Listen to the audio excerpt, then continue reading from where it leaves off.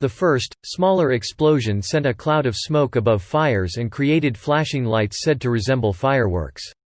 The second explosion was much more substantial and occurred at about 18 hours 8 minutes and 18 seconds local time. It rocked central Beirut and sent a reddish cloud of dust into the air. The second blast was felt in northern Israel and in Cyprus, 240 kilometers (150 miles) away. The United States Geological Service reported the blast measured as a 3.3 magnitude earthquake. The cause of the explosions was not immediately determined. State media initially reported the explosions took place at a fireworks warehouse, while others reported it was at an oil storage facility or a chemical storage facility. There were warehouses in the port that stored explosives and chemicals including nitrates, common components of fertilizers and explosives.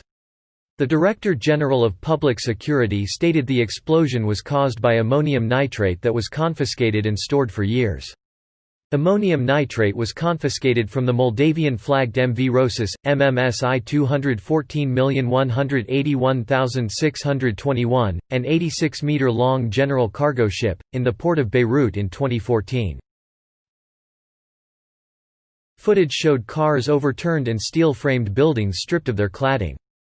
Witnesses said that homes as far as 10 kilometers (6 miles) away were damaged by the blast. Helicopters were used to drop water on the resultant fires. According to the Lebanese government, the city's second-largest grain elevator was destroyed, exacerbating food shortages caused by the COVID-19 pandemic. Dozens of injured people brought to nearby hospitals were unable to be admitted because of the damage to the hospitals.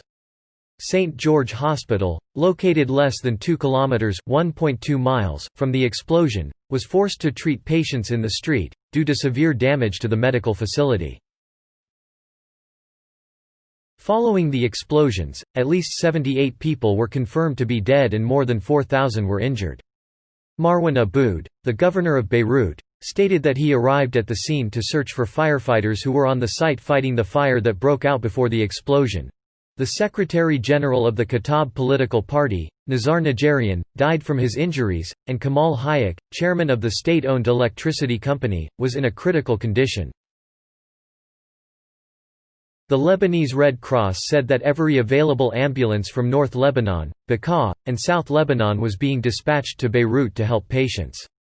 According to the agency, a total of 75 ambulances and 375 medics were activated in response to the explosions.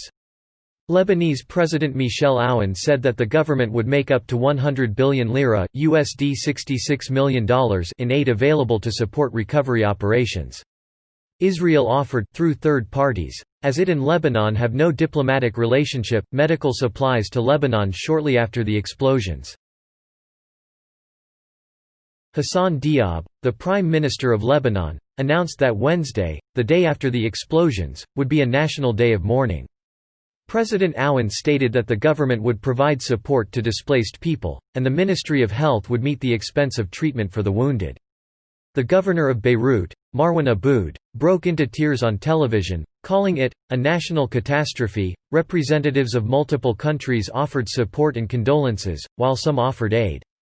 Israel denied involvement in the explosion, as did Hezbollah.